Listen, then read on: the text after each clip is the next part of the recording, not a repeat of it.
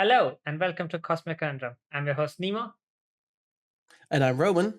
and today we are talking about chapters 26 and 27 of Mistborn: The Final Empire. So, Yes. Or as the audiobook describes it, 1 hour of chapter 26 and 6 minutes of chapter 27, because somehow that got messed up. I have no idea And why it is caused the case. quite a bit of confusion last week between us. Yeah. Like, what is it now? What's the actual, like, we had no clue. Yeah, I have no idea why the audiobook is like that, but it's fine. We figured it out. It just at the turns end. into, it's just, it just turns into, it's just two average sized chapters. Yeah. It was weird. Anyway, last we ended, things happened. Last we ended, the plan was in ruins, the army was mostly dead, and Vin was probably sleeping for the next week. Now that we realized it was 2 weeks. She wasn't sleeping for 2 weeks. She just has had a massive headache for 2 weeks. I mean, it took them. I take sleeping. Yeah, it took them 2 weeks to come from the caves back to Luthadel, and Vin has been resting the entire time. And even today, when Vin is resting, her head is still yes, throbbing. but it's a resting of she's awake whilst resting. Yeah. So we learned that Vin and Kelsey had returned last night, and Vin went straight to bed while Kelsey was sort of briefing the others. Vin. I mean, yeah, but considering it's still morning when Vin wakes up and she says like they've been back for less than a day, I have a feeling they came back in the late afternoon and Vin went straight to bed.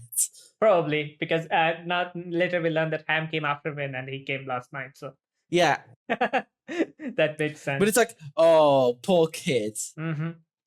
Vin gets up and goes to take a bath and realizes that she does not hate the scented bath anymore.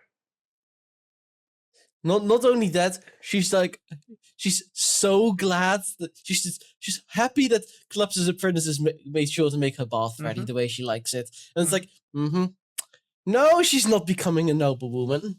I mean, she still tries to justify it by saying that it is still a small price to pay for getting rid of the dirt on her. Though, yes, but it's like that's not how a Scar thief thinks. No, Finn, that's not even how a Scar thinks. No, she has grown attached with her current living situation. As we learn, even sleeping on a bed, she finds it luxury compared to sleeping on a rock. Anyway, compared to her, yeah, that makes sense that she thinks that. Yeah, but she still hates her hair. Yeah.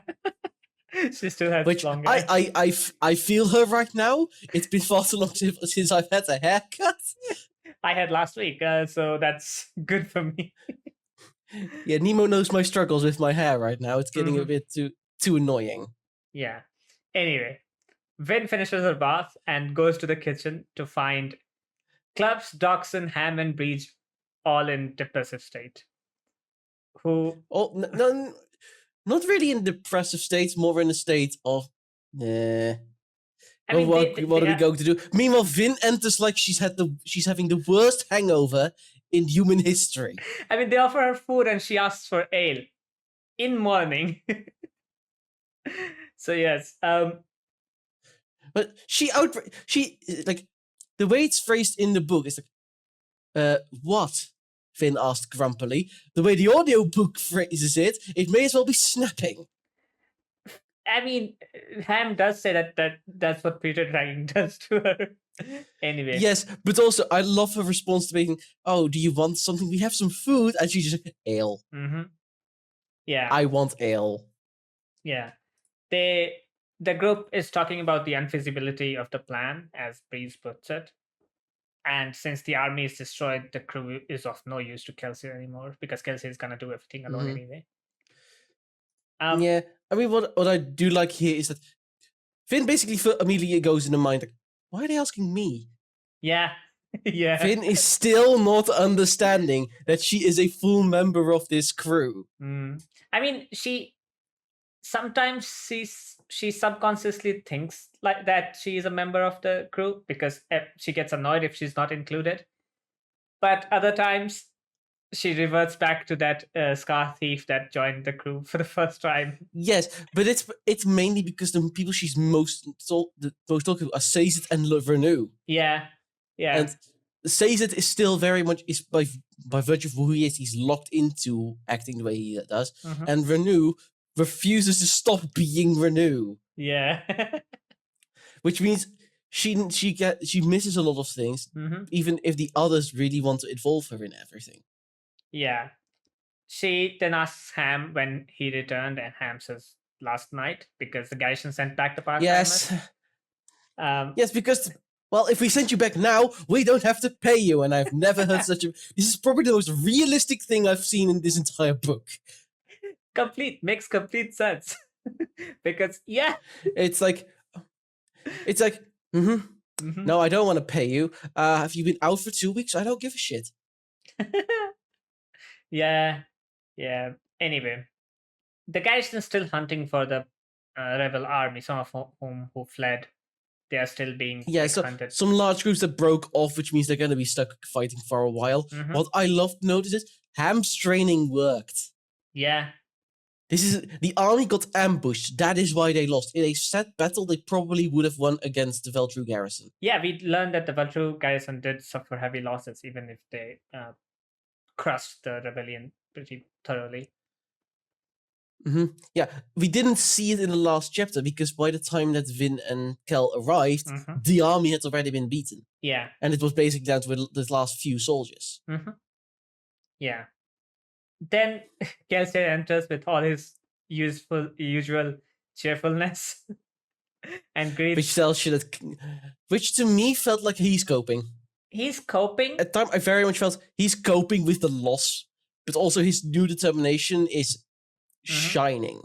Yeah, he's also trying to keep the morale high in the crew because... Yes, it's not working at the moment, but... I mean, we'll see what happens. He snaps at Breeze. For right reasons, but he does. Toxin tells Kelsier that they need to talk because the army is dead, and Breeze mentions the job being dead. But Kelsier denies that, saying that the army was only a piece of the plan and that they need to move on. Yes, and Breeze just explodes. Yeah. No, I mean, he starts with saying that they need to move on from this insane job, but Kelsier realizes that he's using Allomancy to soothe him, and Kelsier snaps. Yeah, at which point Breeze realizes, oh shit. Like, it's... But it's like... Breeze is honest in what he thinks, and it's like, you were never in here for the ATM. Yeah. And he basically says, you've been using us as your puppets. Yeah, this has all been about your ego, that you are using us to build your know from Kel, and we know from Kel's chapters, that's not what the case. No, but like he's also... It's boosting his ego, but he's not doing it for his ego. No. It's a side effect of basically him trying to motivate the Scar. If he is seen as the central leading figure, the Scar will band around him and obviously work on overthrowing the Lord Ruler. But again, his legend being built is a side effect of him sort of acting as the leader, obviously.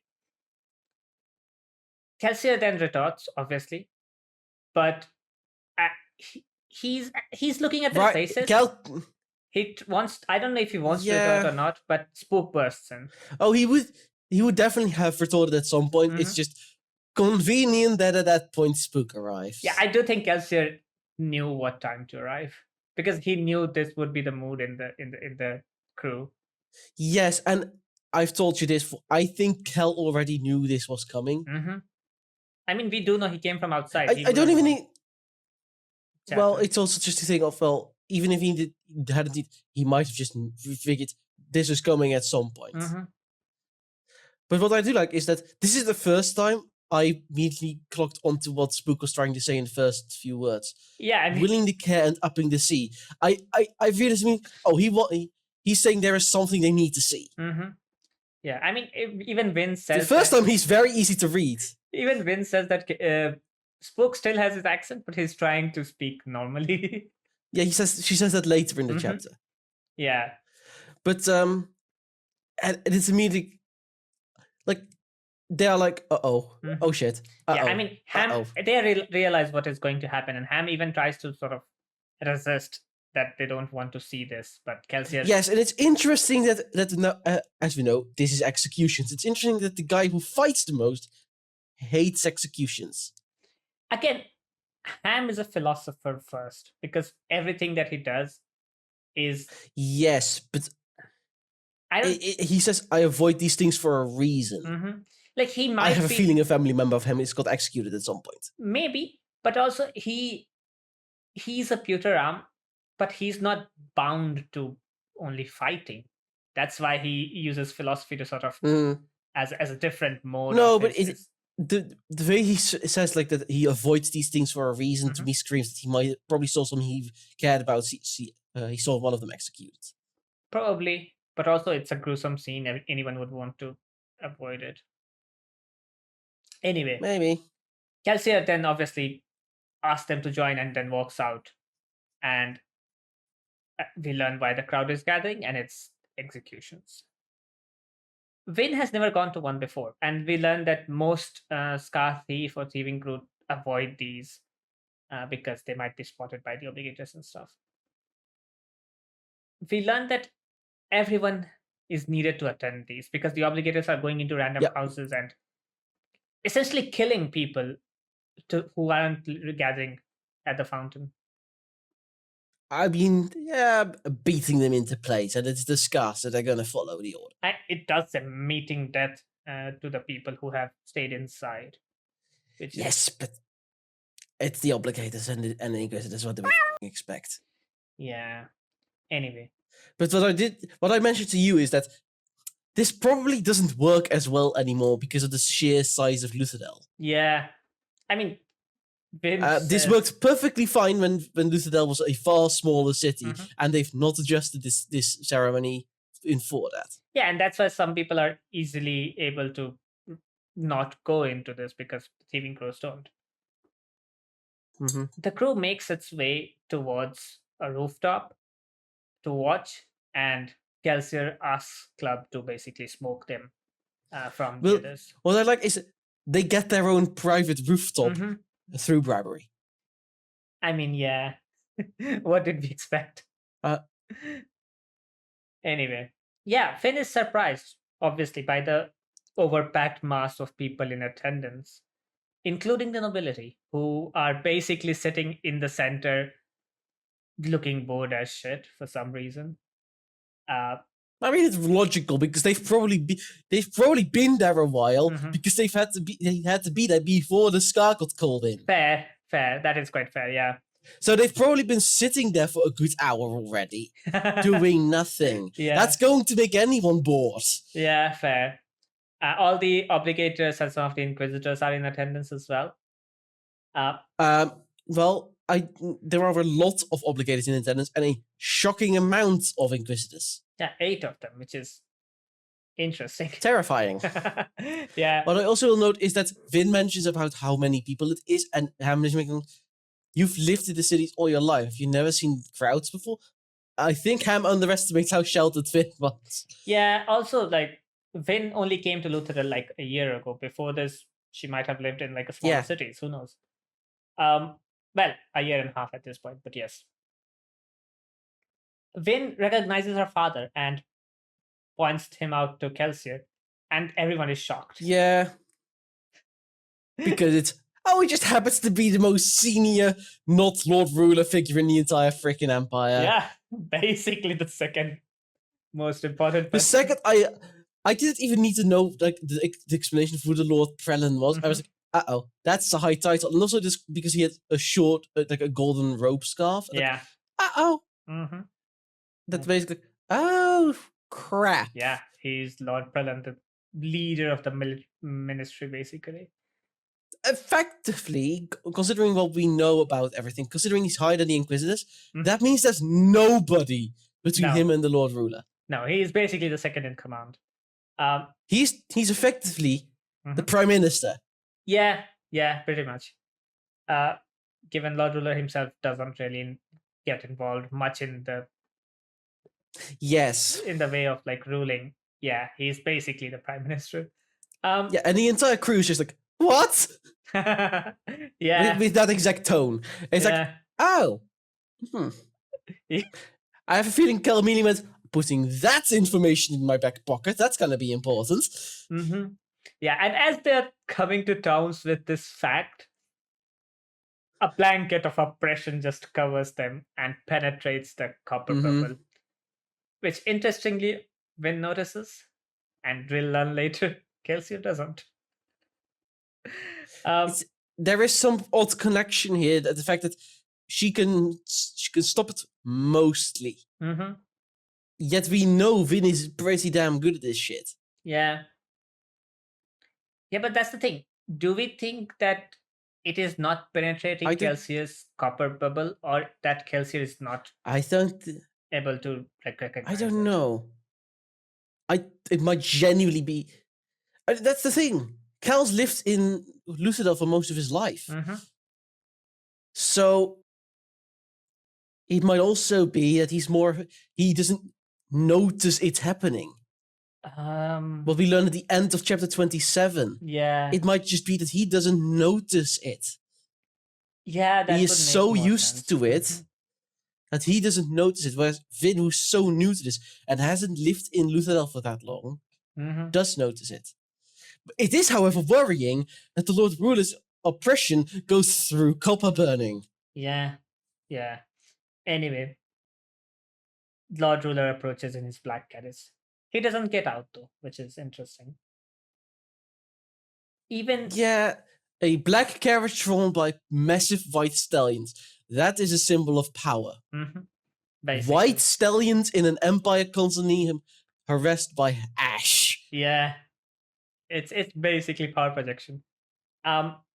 Even so much his Allomancy is so powerful that even Breeze mentions like how powerful his soothing is, which we know Breeze is powerful. Like he says he can. Breeze is easily the most powerful soother around. Yeah, and then comes the Lord Ruler, who makes him look like a noob. Yeah, basically. They're all feeling devoid of emotions, which is when Kelsey starts combating Lord Ruler's power by rioting their emotions, and Ven immediately joins him in this. Not immediately. It's like Vin's like, what's going on? What's going on? And then she sees Kel, and then she just goes, oh, I'll help as much as I can. And Kel actually relaxes. Vin's not been doing a lot of rioting, and it's immediately having an effect. Yeah, I mean, the moment Vin realizes what Kel is doing, she joins in, which is, yeah, I mean, she's fighting Lord Ruler basically in her own way at this moment. We then see the prisoner carts being brought in, and they don't recognize the prisoners, even Kelsey doesn't. No, what I like is, first of all, it's Spook he's a Tin Eye. Yeah. And he's going, and he's looking, he's goes like, okay, he literally asks Clubs like, are you sure you're burning? and the second he does, and he looks, but Spook wasn't there for the recruiting. No. So it's Kel who has to do the actual looking. And it's just randoms. Yeah. It's just random people. But it's all women and children. Yeah, Kelsey conjectures that Lord Ruler is just doing this for like show off, as so that no one else tries to rebel. But Kelsey I think Breeze says that they are doing this to make an example for harboring rebels. Yeah, casual executions made in order to punish the Scar for harboring rebels. Yeah, but Kelsey, it's not that, because he doubts the Lord Ruler knows the army came from Luthadel.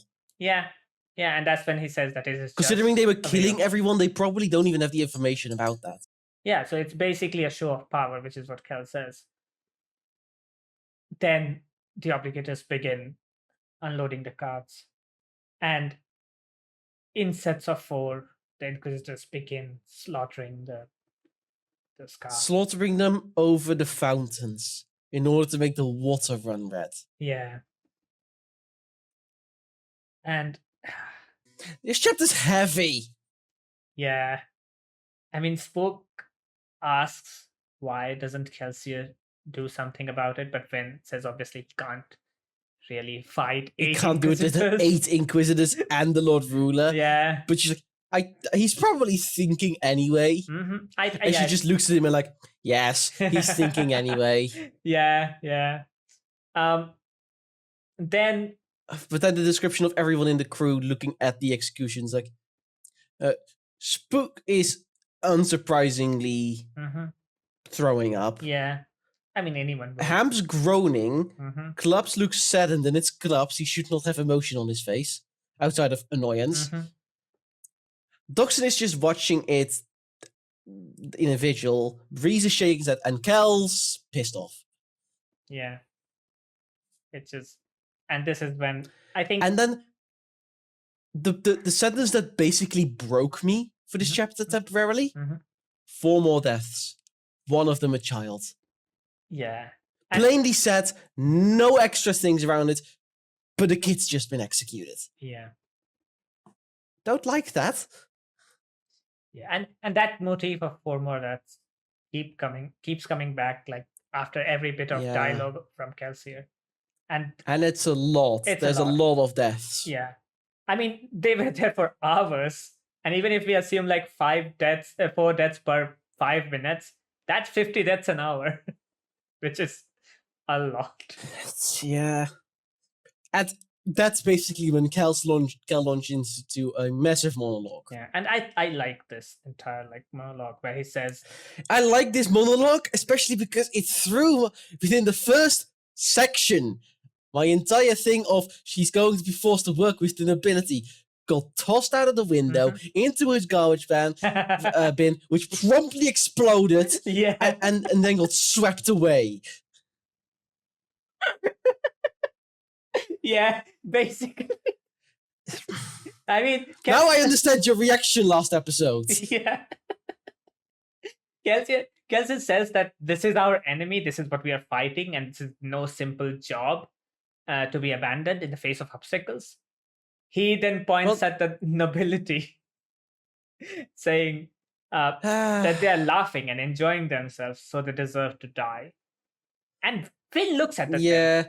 Vin looks at them. Vin looks at them, and she's the one who actually pays attention to the nobility. The only one of the crew who's looking at the nobility. Yeah. And she spots Ellen quickly, and they aren't laughing. No. They look horrified. Yeah, there are several minor nobilities at least who are horrified, if not the major houses. Not minor nobility, a minority of the nobility. Okay, yeah. Still. Yeah, there's a difference between minor nobility and a minority of the nobility. Still, some of them are, again, horrified at this, obviously. But some of them are also enjoying it. Yeah. Which, yeah, that's nobility for you. Yeah. But I will point out, one of the biggest pieces of entertainment in human history used to be the executions. I mean, they were public executions for a reason. Then Kelsier mentions that they can walk away if they want. The struggle will go on, and they'll just be ignoring it. Well, we first get basically catalytic. It was never about the ATM. And this is where Cal go. Where I think I've told you, and this is the moment where we are getting towards. Oh, remember that Emperor Kelsier thought you had Vin? Kelsier's ever talking about being the next government. Yeah. Yeah, basically. Then obviously, and I like how the entire monologue is basically just we are fighting this not for riches, not for fame, but because it's the only correct thing to do. Yeah, I mean, he even mentions that he chose the crew not because they were competent, but because he knew that they cared for the Scar, cared for this, the upliftment, I guess, cared for trust, I guess. He basically says, I didn't choose you because of your competence, which is an insult. But he immediately clarifies, but you are most certainly skilled. Yeah. And then obviously the deaths keep happening in the background. 4 more deaths. It keeps I want to stay with this because you're going through this so quickly. Yeah, but again, it's a book. We don't have to sort of... But it's like he basically is just lecturing them. Yeah, basically, and that's how he also ends, saying that if they are staying, they have to stop questioning his authority. And well, I like this one. It's Kel saying, "You have to trust me. You gave me your confidence when we began this plan, despite how dangerous things seemed. I still need that confidence. No matter how things appear, no matter how terrible the odds, we have to keep fighting." Yeah, that feels rather fitting for the current times. Yeah, I mean, I'll mention. I've seen a lot of people talk about lying down and not doing a thing. No, you have to keep going. We'll talk about this after recording. If you give up the struggle, you fail. Yeah. Now we can go to Cal basically becoming a teacher. Yeah. A teacher in pointing out what's the state of the northern gates. Yeah, Toxin says that the army is gone, but Calcius says that it achieved its purpose and that the garrison is no longer in the city, and that they might be gone for months. Only about 10% of the garrison is remaining in the city, which is like 2,000 Yes, so that's still 2,000 men, but it's only 2,000 men. Yeah. And those men have to patrol the city, garrison the city walls, and keep the city gates. Yeah. Kelsier says that Lord Rural can get away with this because no one attacks Luthadel. But this is where they can take the advantage by, like, basically turning the house war into a wildfire, where they'll seize the palace and basically control the chaos by buying off the garrison. Which we talked about this last time, where the difference. I still feel that's a bit of a bit too much of a hope. Yeah. Because this is a fully professional force, and it does feel like, I mean, you have to hope the Lord Ruler is not with the garrison. Yeah. I feel like they're blatantly ignoring that fact. Yeah. I mean, that's how. Now, luckily, because they're no longer marching off towards the case of Sin, the Lord Ruler won't be with them, but they still have to deal with the Lord Ruler. Yeah, I mean, that's exactly what Vin notices with this chapter ending, that Vin sees the real foe, the silhouette of Lord Ruler, as he watches the executions from Ix Garage. And she thinks that they have to find a way to defeat him, or everything else will be pointless. But also, that just the fact that we only get a silhouetted figure of the Lord Ruler. Yeah. Yeah, that's an evil emperor, all right. Yeah. I mean, we have still yet to see Lord Ruler, which is quite interesting. What we are literally at this point, we are at this 80% through the. This is literally 66.71%. Yes, we are 2/3 through this book, and there is a 20-minute epilogue at the end because of the Ars Arcanum. Yeah. Anyway. But also, hey Nemo, remember that thing about how all the epigraphs were going to get shorter? I mean, they are. We actually forgot to discuss something. The epigraph. We forgot the thing at the start of part 4, which is so very, very short, it doesn't matter. I'm growing so very tired. I'm like, me too, man. Me too. I felt like, don't need to have that spelled out for me. Thank you very much. Yeah. And in this epigraph, the author thinks that he has finally discovered why Rashek resents him. And that Rashek doesn't believe an outsider to be the hero of ages, which is what we sort of as well earlier. And that the author he's come to the realization of that's why he hates me. Yeah. We sort of knew this already. I mean, but yeah, this obviously, him realizing it is a different thing. And this, however, makes the author more determined to prove himself, which in the same chapter, both Kelsier and the author being more determined to do things. Yeah, those parallels are growing very, very, very strong. Yeah.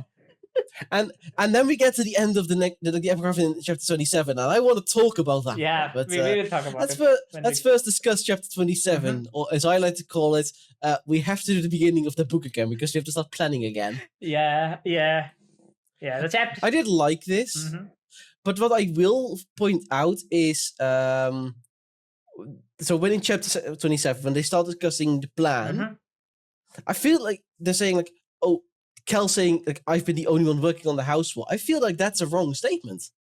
Yeah. Because he's been using the information he's getting from Sazed and Vin. Yeah.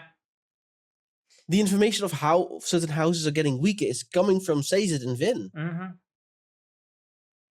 Yeah, but like I mean, the others in the crew, other than Vin and Sazed, weren't really doing much about it. So now they all have to like shift their focus onto House War, which is what we'll see. The chapter starts. But I like how Go ahead. Well, I like how it's basically just like they came back home and it's hours later. Yeah. That basically tells you how many people would have died, because we get this. The Lord Rulers and the Obligators left after the executions were done, but they left a pile of corpses near the fountain, which was colored in crimson. And oh my god. Yeah, I mean, I will point out, leaving a pile of corpses right next to a body of water, like a water source, that's a recipe for plague. Yeah. I mean, but that the Scar will have to work on like getting rid of all of that. Clearing it out. Yeah.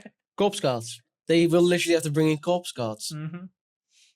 Which is, imagine someone killing your kin and then you have to carry their headless corpse.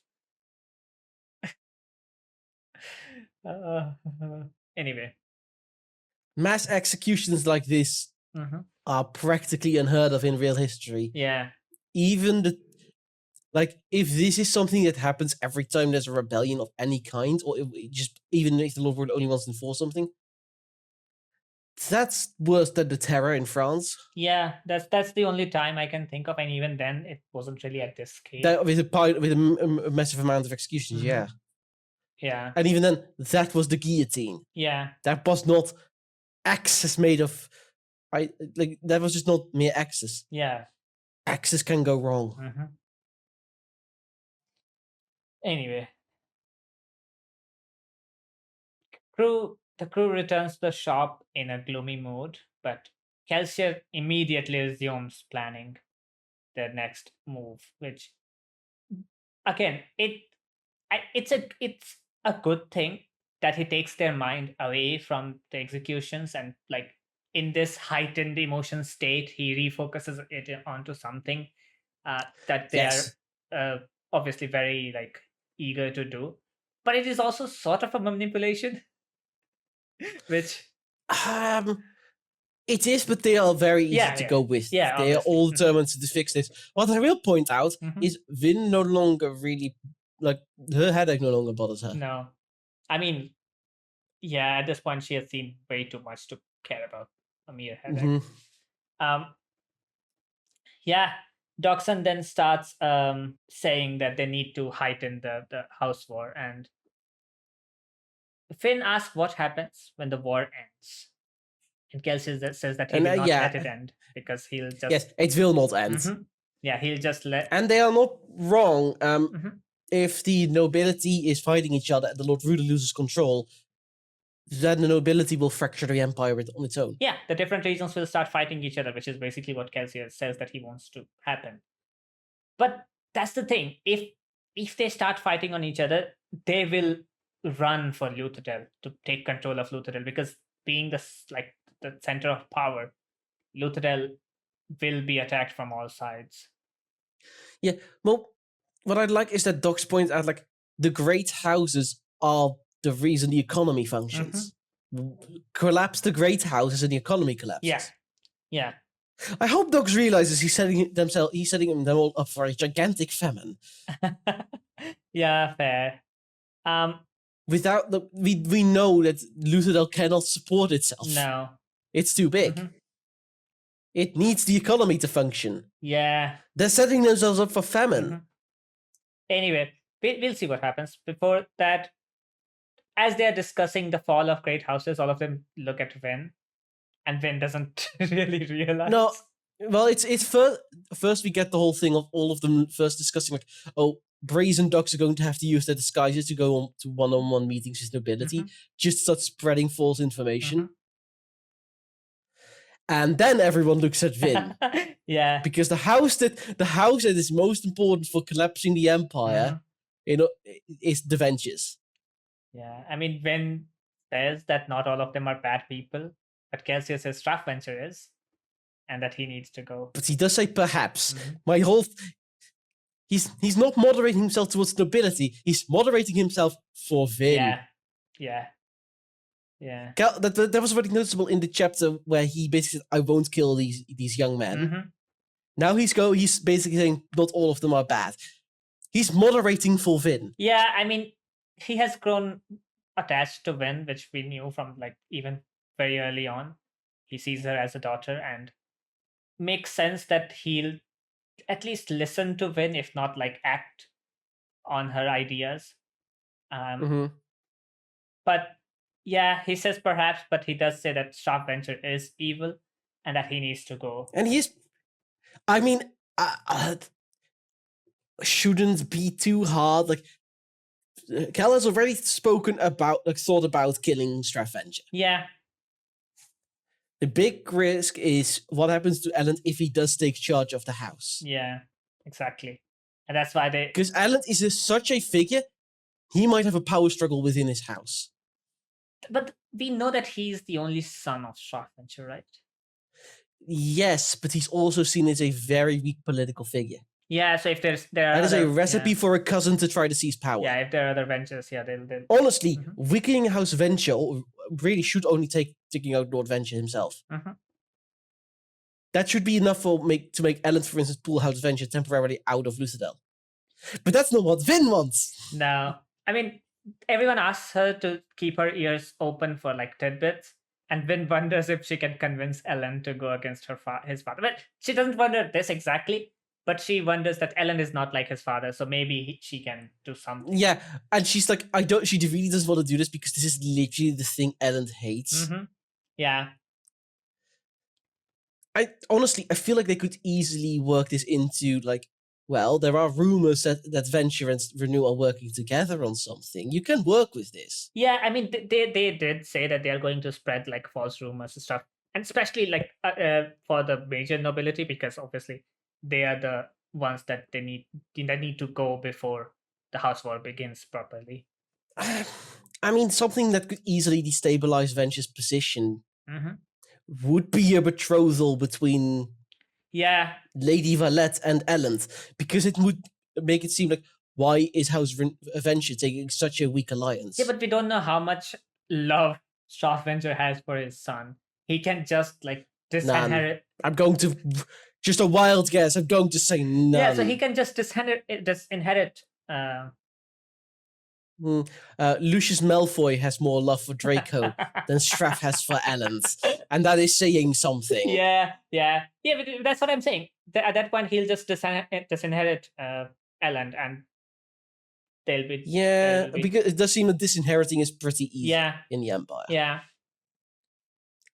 But don't worry, Finn, you don't have to think about this anymore because Sazed has arrived. Yeah, Sazed comes in and we learn that the rebels are currently hiding in the Renew warehouses. And that's risky. Very risky. And that's exactly why, like... That tells you exactly how desperate they were. Yeah. And that's exactly why Kelsier asks Dox and Ham to sort of get them into the city and hide them. What I do like is, like, Sazed is early. Yeah. He says that he makes it a habit of being early. Dox just says, well, someone could pick that habit up. Yeah. And Kel says, if you're always on time, it implies you never have anything better than you should be doing. Yeah, basically. I'm like, no, it means you are exploiting your position. Yeah, if you're on time, it means you value other people's times. It's not that you don't have anything to do. But it's a very Kel thought. Yes, exactly. It's a very Kel thought. then Kelsey says that he wants them trained, but Ham says we can't really have 2,000 people sort of stored in one location. So they'll have to be split into multiple groups. And especially if they want to keep training them. Yeah, and Kelsey just say that keep them ready and make sure that none of them know about the other groups, basically. Yeah, divide them into groups of a few hundred and make sure none of them know of the others. Yeah. That's what that last one is coming straight from Docs. Yeah. Which is like, yep, Docs is the one who's the most sneaky. I don't know, so that makes sense. Yeah. I mean, Kelsey also says and that is like, we need to recruit. Yeah, we need to recruit. We need to recruit. Remember, of these 2,000, a lot are not of fighting age. Yeah, and Kelsey does so say that they do definitely need to recruit. At least twice the size of the current army to do anything like of importance. And Ham asks how. Someone asks how would they basically train the army? Yeah, Ham says Ham says, how are we going to recruit more soldiers? Yeah, because if they learn about the army lost. Yeah, if they learn about the loss. And Kel uses what Menace told him last chapter, or 2 chapters ago, about the defeat of the Scar being a good thing.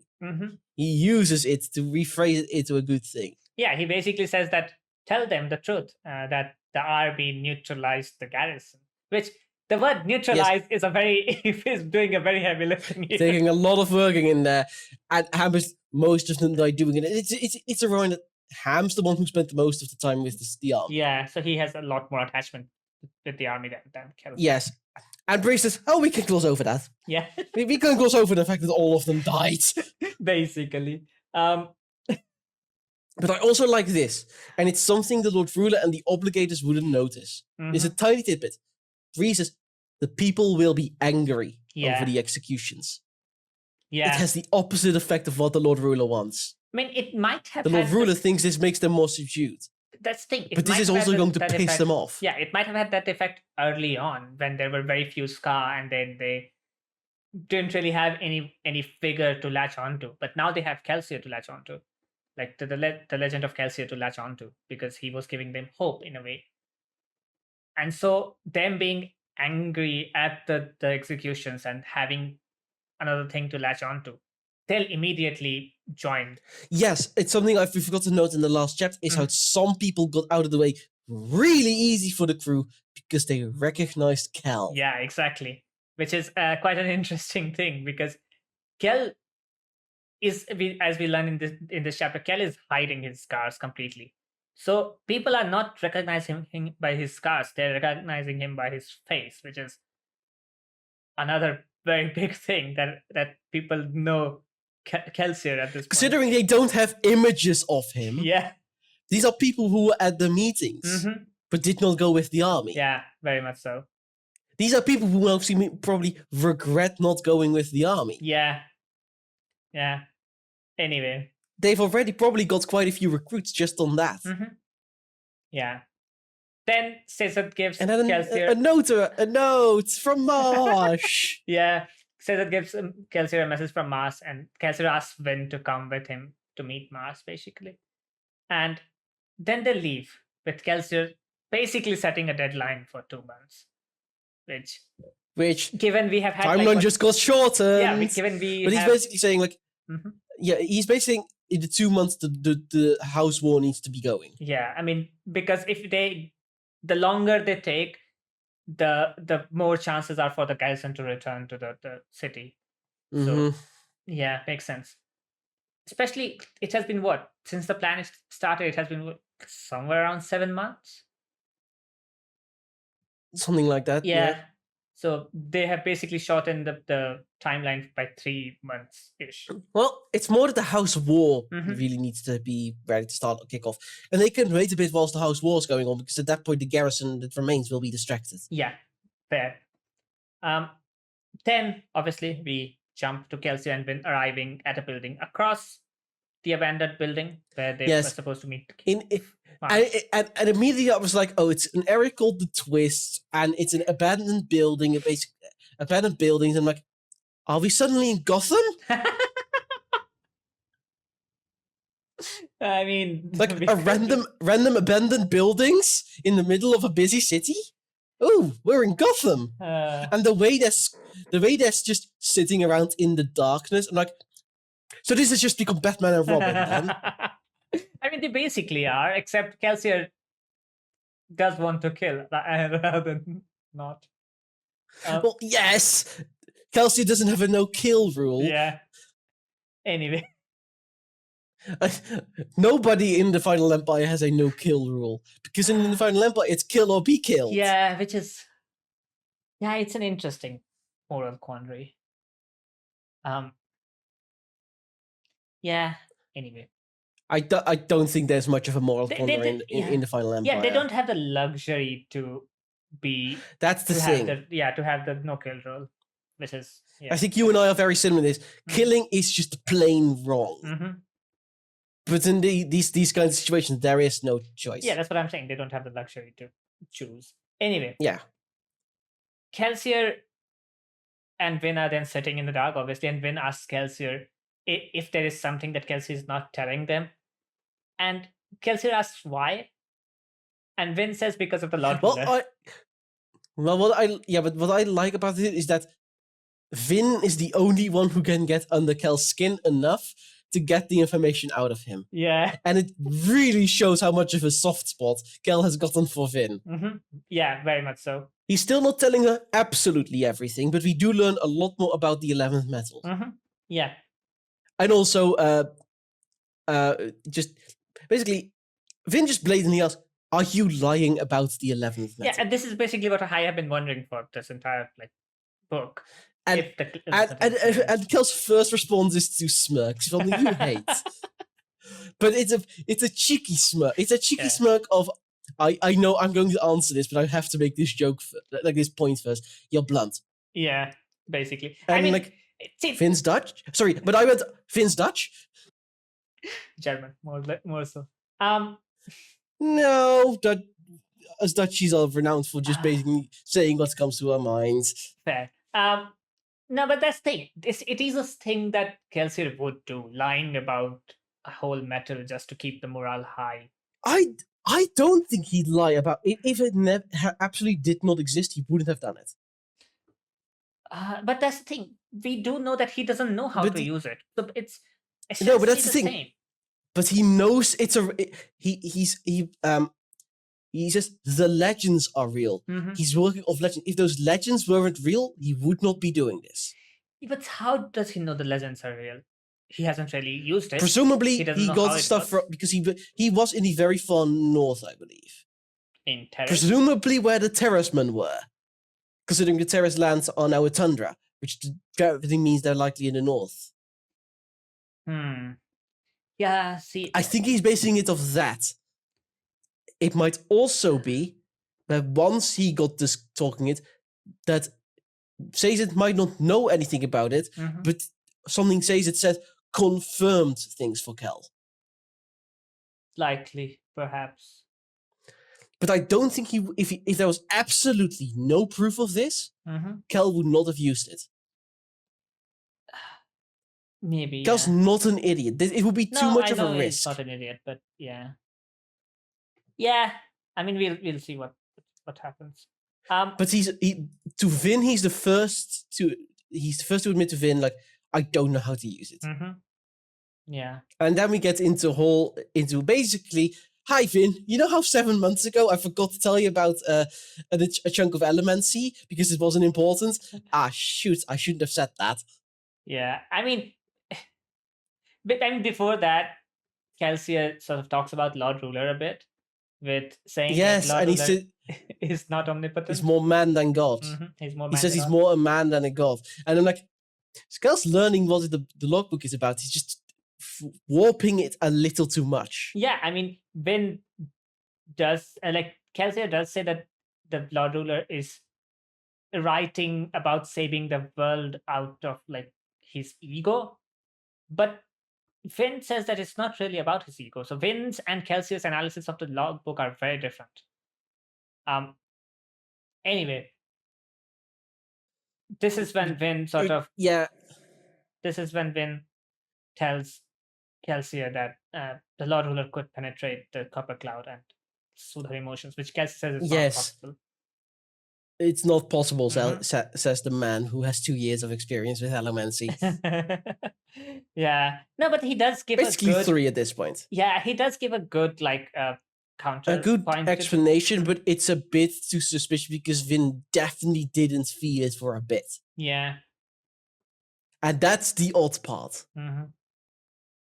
Yeah, I mean, yeah, he just say that if that were the case, the Inquisitors would have found all the Mistings and killed them. But that's the thing. He's phrasing it immediately away from the Lord Ruler. But Vin is the one who thinks, but the Inquisitor found me. Yeah. In the dark, when he shouldn't have been able to find me. Yeah, basically. Anyway. However, I mean, it might have been that the Inquisitor was just continually burning atium. That. But even then, he should not have been able to find her. Easily.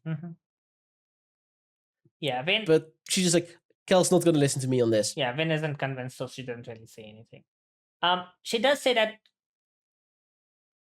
Kelsier can just try the 11th metal, and Kelsier says that he doesn't know what it does, and so it might just kill him. Which. Yes, it's basically like, yeah, no, if you use burning another metal can be deadly.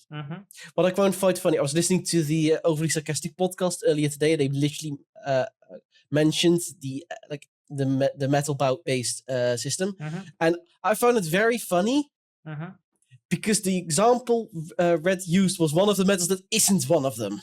Ah, interesting. She mentioned lead of all metals. Yeah.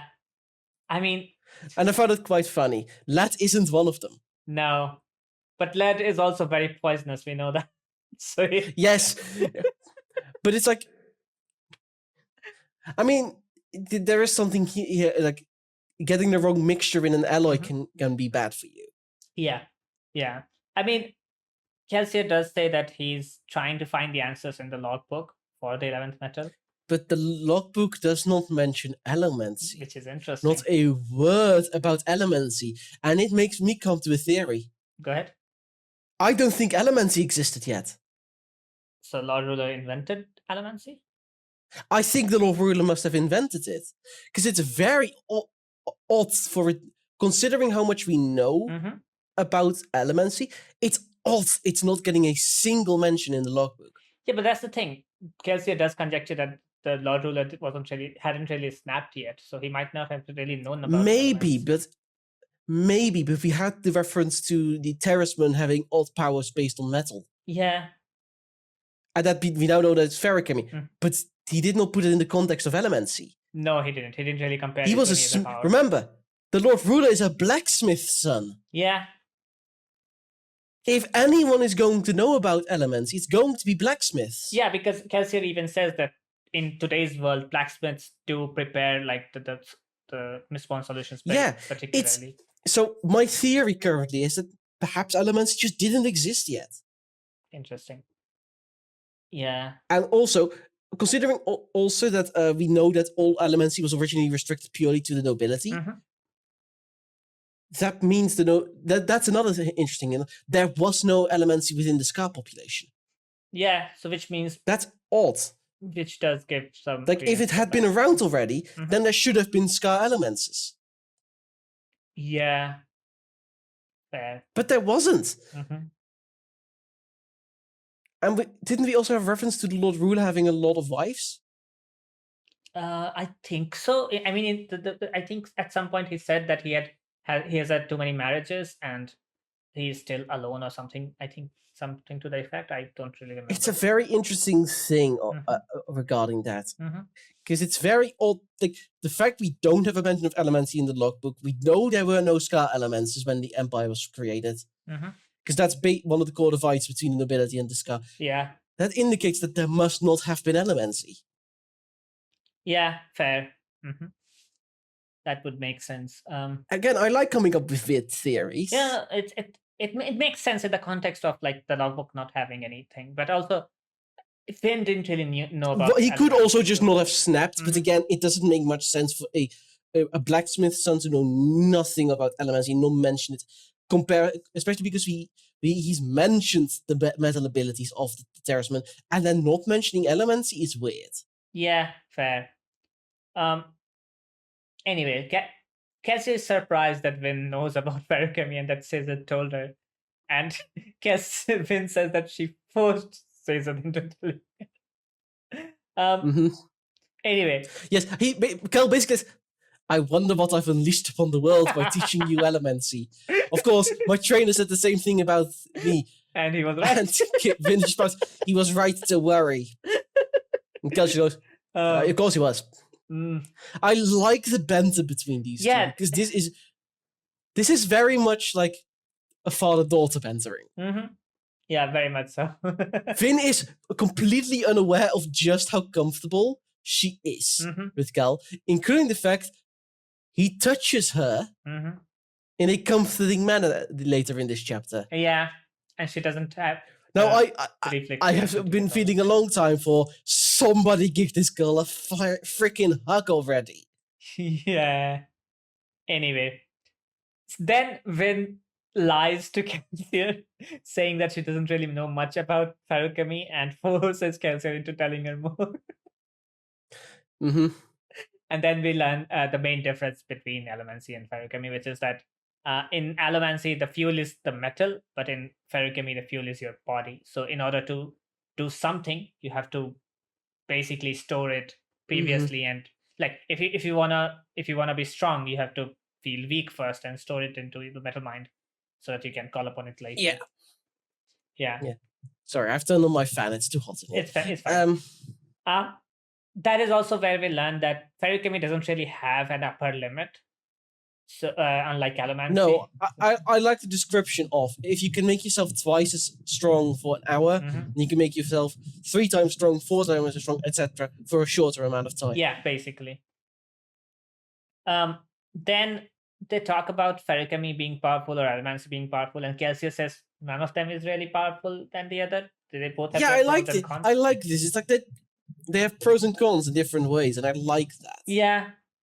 There are things that Feruchemists can do that Allomancers can't, and there are things that Allomancers can do that Feruchemists can't. But Kelsier obviously says that as long as he has an ATM, he can beat any Feruchemist.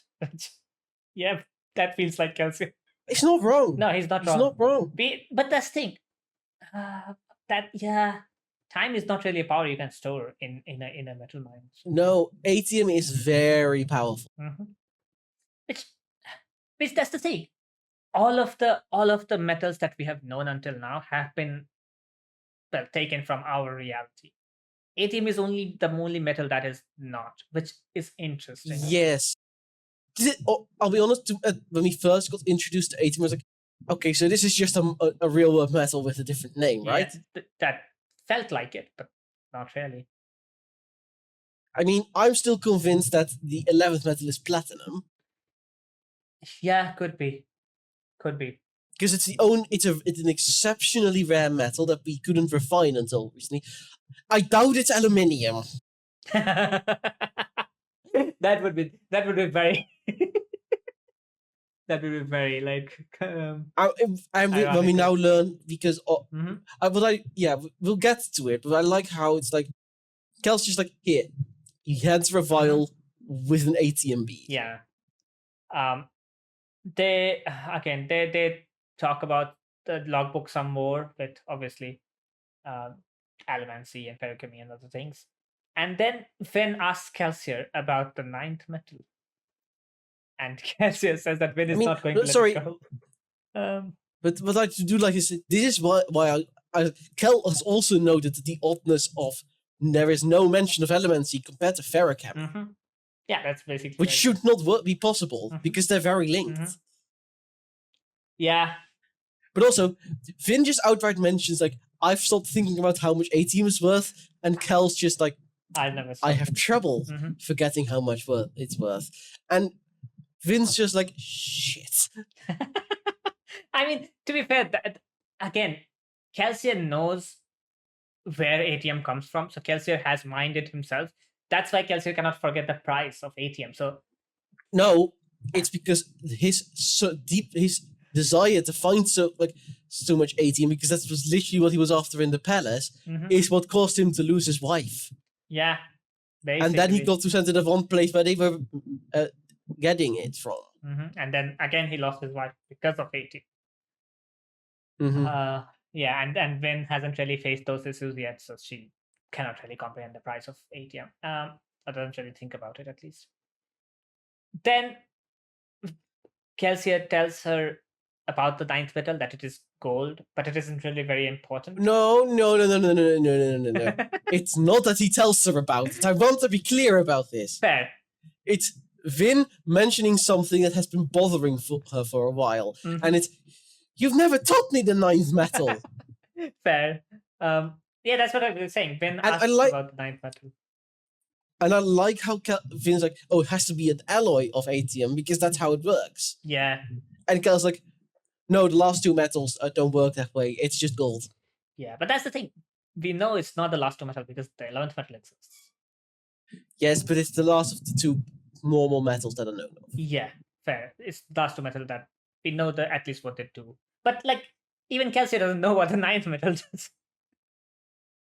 No, he does. He knows what the ninth metal does. Yeah, but he doesn't see any uses in it. And because his own teacher said there was basically no use in it. Yeah. And I honestly don't see much of a use in it either.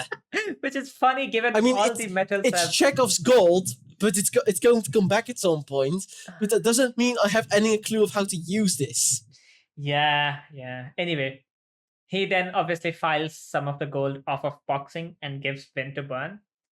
And which, good to know that the boxings are pure gold, knowing how currency works in real life. No, I mean, it used to be the case, but soon after that, it became an alloy. I mean, it used to be the case, but there was always a suspicious amount of silver in the gold. Yeah. There's a reason they weighed coins to see how much, if it was actually pure gold. Yeah, very much so. The quickest way to crush your economy was to debase your currency by adding silver to your freaking gold. Yeah, and that's why gold standard was a thing for the longest time. Yes, that definitely didn't screw over the world economy multiple times. Thanks, America. Thanks for forcing us back onto the gold standard. Yeah. Anyway. We were on the gold standard until the early 70s. Yeah, I know. That's what I'm saying. We worked so hard to get rid of it in the 20s and 30s, and then after the war, America brought it back and forced everyone to take it back. Yeah. Then America had an entire situation about gold and silver, so they had multiple elections that were just about gold and silver. Anyway, a book. The book. Kelsier says that it's going to be an uncomfortable experience, but Vin immediately burns it. And sees... Well, no,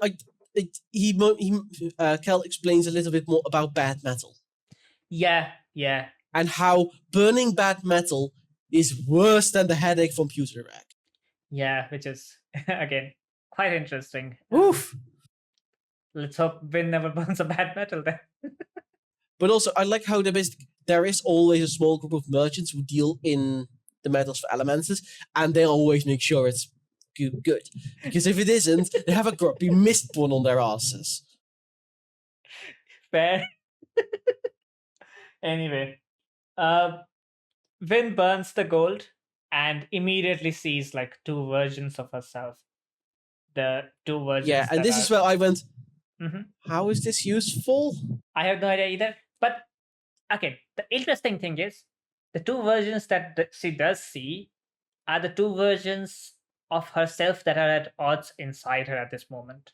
Because even she... Yes, it's different from what Kel says it is. Yeah, even she sort of is troubled. We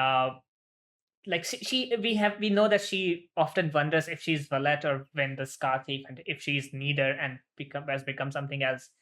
The two versions that she sees is one, the noblewoman who has no care in the world, is doing everything and drinking from everywhere, no suspicion, nothing at all. And the other one is the scrawny kid that is deeply mistrustful of everyone and everything else. And this is... Yeah, that's literally her battle inside her. Yeah. That's not what Cal explains to her. No, Because see, that's the thing. Cal says that it's sort of the butterfly effect, that you see what could have been if you had made different choices.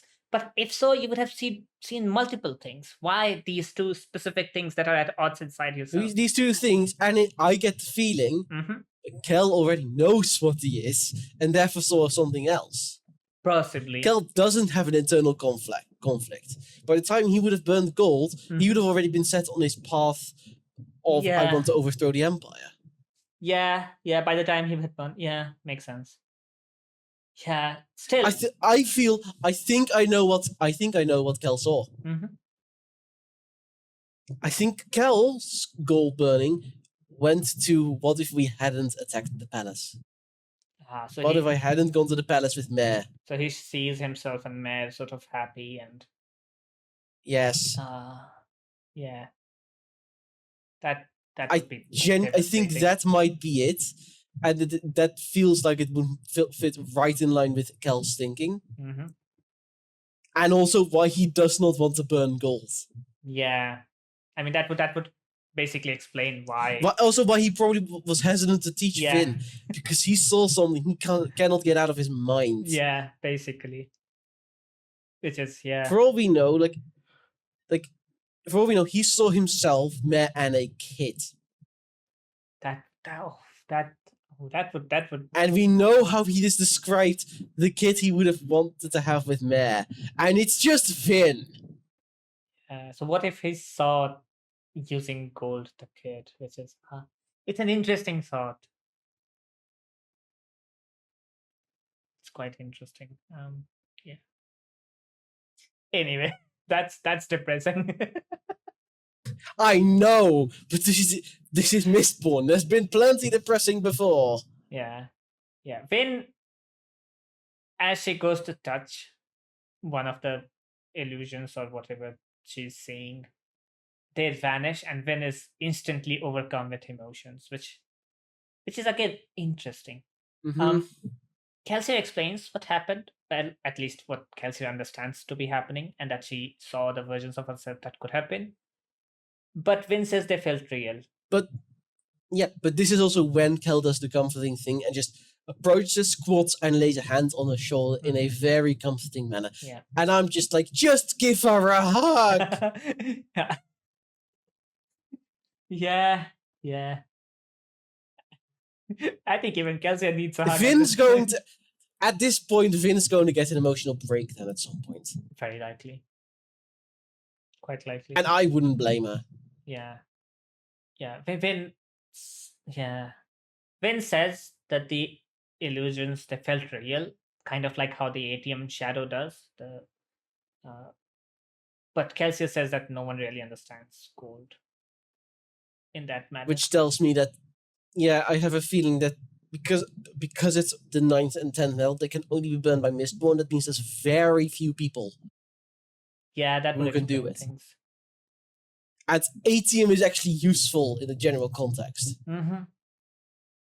This does not feel like it's useful in a normal manner. Yeah, I mean, ATM is about time. What if it is about space? They're both about time. Yeah, they are both about time in a way. Yeah, ATM is about future, then gold might be about. But that's the thing. ATM and gold are the opposites of each other? In that case, gold is about past and ATM is about future. But gold also shows I think future. It's the 9th and 10th metal don't follow all the rules of the standard metals. That would, yeah. And I feel like because of the others doing that, it's become corrupt into these also must do the opposite of each other, and that's why it's past and future. Yeah. I don't think it is past and future. Yeah, because one of them is no. Yeah, I'm not quite sure either, because one of them is external action, one of them is internal action. That would make more sense, yeah. ATM is of what you can do on the outside. Whilst goal that you see your internal conflict. Yeah. If you're trying to reconcile something within yourself, that's not the past. That's internal and external. Yeah, that makes more sense. Again, they don't seem to follow the standard rules of the metals. No. Anyway. But it does make sense. It does make sense if there are 4 external metals and 4 internal metals, that there would still also be a divide between gold and atium in that regard. Yeah, so atium being the external and gold being the internal. Yeah, that would make sense. Yes. Yeah. Still utterly useless in most contexts. Fair. Anyway, that's when Mars arrives. Yes, that's when Marsh arrives, and honestly, there's not much more they could do. No. They go to meet Marsh, and Finn is surprised that Marsh has now ministry tattoos around his eyes. Ministry tattoos. Very interesting tattoos. He's gone for straight infiltrating the canton of Inquisition. And not just infiltrating, he so overcompensated for his lack of, because he knows so much about it that he's outright being spotted already, and it's like, uh-oh. But also, this has massive benefits for the crew. Yeah, I mean, just because he's so well liked, they are sending him to the soothing stations. It does confirm one. Yeah, what this does all confirm for me is that when Kelsius and Marsh's mother was killed, Marsh was old enough to have considered a career as an obligator. That would make sense. And because he is desperately wanted to get into it, and it seems very much because he did want to become one. I mean, yeah, he knows. And they did grow up as bastard nobleborn. Yeah, as we learn later that most of the high-ranking ministry members are misting noblemen. So. Yeah, which makes sense. Anyway, Marsh.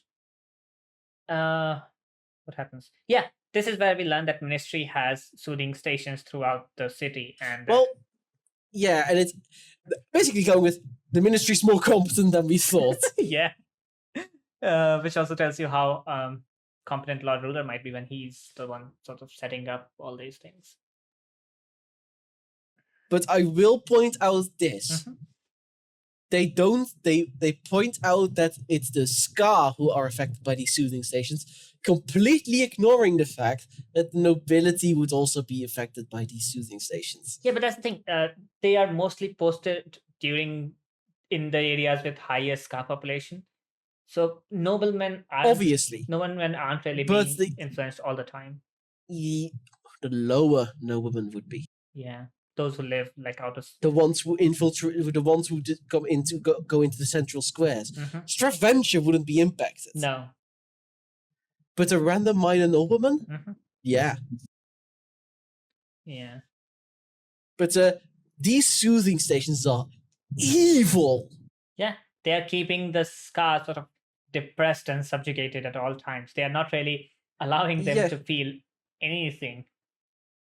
Yeah, and it fully explains why Luthadel feels as depressing as it is compared to other cities. Compared to Felice, that even Vin noticed earlier on when she came back to Luthadel. Yeah. Anyway. But I do feel like I don't think Vin was ever much impacted by these soothing stations. I mean, it really depends if Vin was burning copper at all points or not, because we know Vin is affected by soothing. But she wasn't burning copper. Yeah, that's the thing. But Vin was always meek, but she was always a bit defiant. Yes, but that might be just the nature of Vin. That doesn't really have anything to do with the copper. Because we know that she was affected by soothing. When first Breeze meets her, she is very much affected by soothing. Though she immediately realizes that Breeze is soothing her or using his luck on her. She's definitely been fighting off the influence continually. Yeah, that's more what I meant. She's been fighting it off. Yeah, what I do want to point out, this is a very clever operation. Yeah, they have seekers and smokers. You have soothers in place with a smoker and a seeker. Yeah. And Kel's thought is immediately, we need to get rid of those seekers specifically. Yeah, basically. Because now Kel immediately says, this is where the Inquisition gets its information from. And it's like, oh, yeah, they don't have to be at every place at once because they have their spies everywhere. Anyway, Kelsier asks if Marsh can get a list of all the soothing stations. And Marsh says it will take time. He'll try. Sorry, I just realized something. Go ahead. We've learned in the last Ball chapter that the Inquisition was launching a lot of raids. Yeah. I think they normally have as long as they don't do anything actively bad towards us, we don't give a damn. Yeah. But they are looking for Vin, and they are specifically going after all of them. These are going to be all thieving groups with no smoker. These are the ones that cannot hide. Yeah. They're going after them because they cannot hide, and they are now weeding them out because of that. Yeah, because of Vin, basically. That is why our crew is still safe. They have clubs. They have clubs as apprentices. Yeah. Yeah. But it would probably be, at this point, they might want to consider putting a smoker in Mention Renew. I do not think Renew is going to get questioned by someone. Very soon, seems like. Given because the army did get weapons supposedly stolen from Renew. Yeah. He's going to question about that. They need a smoker. This is... We learned the Inquisitors are immortal. Yeah. I mean, we learned that they are Mistborns. We knew they were Seekers, but now we learned that they're I figured they were Mistborn already. Yeah. We already saw that because they literally used multiple metals. Yeah. They can burn atium. Yeah. Yeah. But it's good to have confirmation that they're all from Mistborn nobility. Yeah, and that they age and die and aren't really immortal. And when but slower than normal people. Yeah, and when they die, a new one gets recruited from the nobility. Think about it. Could it be something to do with that they are combining Allomancy and Feruchemy? Sorry, what? Yeah. Because they do have spikes through their eyes. But we now know that those keeping the metal there is a feruchemy thing.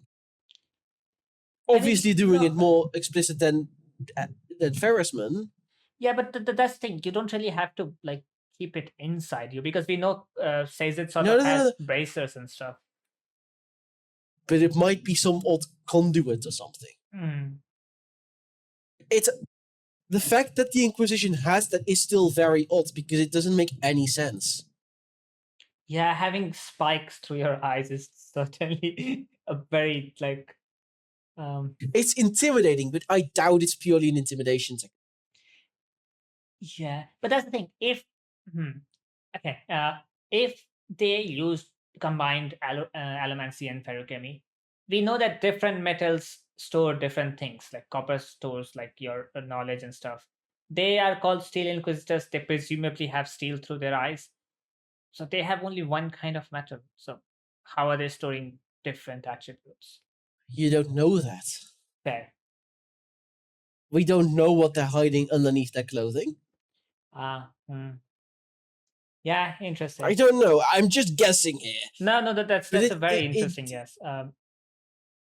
Yeah. This is a very theory building episode today. Yeah. Anyway. But luckily, we're at the end of the chapter. Yeah. Which is good for me.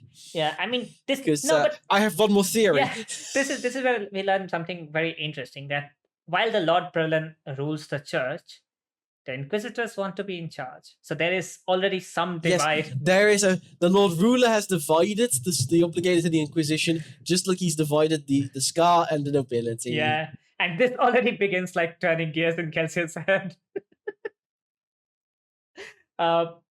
Anyway. Yeah, Vin could practically hear his mind working. Yeah. Yeah, I can see why. Especially because we know who the Lord Prelin is now. Yeah. Anyway, Marsh goes to leave and Kelsier asks Marsh to stay safe. And Vin realizes that Kelsier does care for Marsh, which, I mean, the sibling love is something she never really experienced. So no, it's good to see her. Now we get into now we get into what I'd argue is the most interesting epigraph. Yeah, I mean, let's read it. So in the epigraph, I think read it out. Oh yeah, go ahead. Just read it completely. Go ahead, read it. Sometimes my companions claim that I worry and question too much. However, while I may wonder about my stature as the hero, there is one thing I have never questioned: the ultimate good of our quest. Yeah. The deepness must be destroyed. I have seen it, and I have felt it. This name we give it is too weak a word, I think. Yes, it is deep and unfathomable, but it is also terrible. Many do not realize that it is sentient, but I have sensed its mind, such that it is, the few times I have confronted it directly. It is a thing of destruction, madness, and corruption. It would destroy this world not out of spite or out of animosity, simply because that is what it does. You know what this immediately reminded me of? The Lord Ruler? Yes and no, but we recently saw Fantastic Four. This reminded me of Galactus. Wow, are you comparing the deepness to Galactus? Galactus is world devourer. He devours the world, and he doesn't do it out of like malice or anything. He does it because he simply must. That's true. He does it because it's in his nature to do so. Yeah. He's cursed to do so. I was more thinking that the oppressive feeling I'm getting from this, that's the oppressive feeling the Lord Ruler gives off. So you think the Lord Ruler is the deepness? No, I think that the way the deepness was contained was because the Lord Ruler sacrificed something about himself. So you think Lord Ruler... It also would explain why the Lord Ruler went from the indisputable good guy to a deeply corrupt and evil figure. Yes, but then he didn't really defeat... This description of... Then he didn't really defeat destruction, madness... No. Or he did, or he even he thinks he's defeated and he's been completely unaware of it. This is not written afterwards, remember? No. This is before he's defeated the deepness. For all we know, he spun the story in such a way that he defeated the deepness, when instead he incorporated it into himself in order to defeat it. That's still defeating, but this is not defeated. Yeah. So you're saying he's... It's also mentioned blight and everything before. Yeah. So you're saying he's sort of a host for whatever this deepness is. I'm thinking this is closer to what Renew is doing that I think we'd want. What do you mean? Because of the hints we've gotten of Renew being something weird about the bones and everything.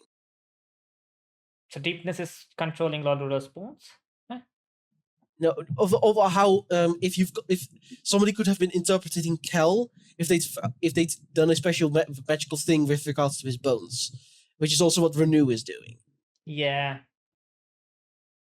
This, I don't know, but it's very interesting how he's definitely going from the true hero and clearly explaining why the deepness is the evil. Yeah. To becoming the evil himself.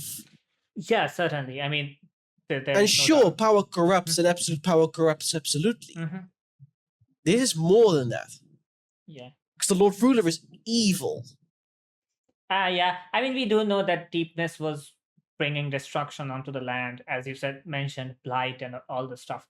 And the world currently seems that there was a blight there for some in some a form. Blight that wiped out all green plants. Yeah. Which is... That had to be quick, because plants don't evolve that quickly. No. Especially not to lose the thing that allows them to photosynthesize as much. Yeah, but then how the current plants that exist, how do they exist? Like, they were corrupted. Interesting. They did not evolve naturally. They were corrupted to be this way. That makes a lot of sense, yeah. Again, this is very much an episode for thinking deeply about things, but like Ham. No, I mean, Ham does philosophy. We are doing analysis. That's a difference. We are doing analysis and theory building regarding a story, but there is philosophy in there. Yeah. Yeah, no, you're absolutely right. That makes a lot of sense. As I said, this has been very much I can't wait for literally the next 2 chapters to toss all my theories out the window again, because that's how this seems to be going.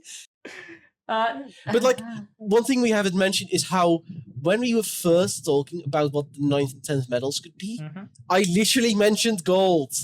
Yeah. Don't know if we did it on the pod or if I just told you, but it is gold. I knew it was gold from the beginning. Yeah, I think it was one of the earlier episodes saying that. Because it just makes too much sense. It just made too much sense. Genuinely, at first I thought, oh, it's going to be gold and silver. Yeah. That makes a lot of sense, but no, it's gold and atium. Still makes sense. Yeah. Anyway. Yeah. Then with that, we can end this theory episode. Yeah, I mean, we can jump into which has gone next. long yet again. It's fine. It's a theory episode. Theory episodes can take long, and we are very close to the end. So I don't like this term, but I know plenty of people in those who read Sanderson do use this term, and it's called sanderlanche, which, if you can tell by the name, it's basically an avalanche of information that Sanderson throws at you at the end. Which is but I like that. Yeah, which is basically what we have started now. Basically, the last 20 to 30% is often just the sanderlanche, which is what people use. I don't mind that. Yeah. You know how much I like lore. Yeah. Yeah. I hate we are very different world builders. I'm a lore builder. You're a language builder. Language plus history sometimes. Depends. Linguistic history more than anything else. Anyway. Yeah, your linguistic history, whilst I'm going with, and then this army did this tiny little thingy. Anyway. And myth building. I love myths. Anyway. Yeah, with that, this has been the episode of Cosmere Conundrum. See you next time. Bye-bye. Bye-bye.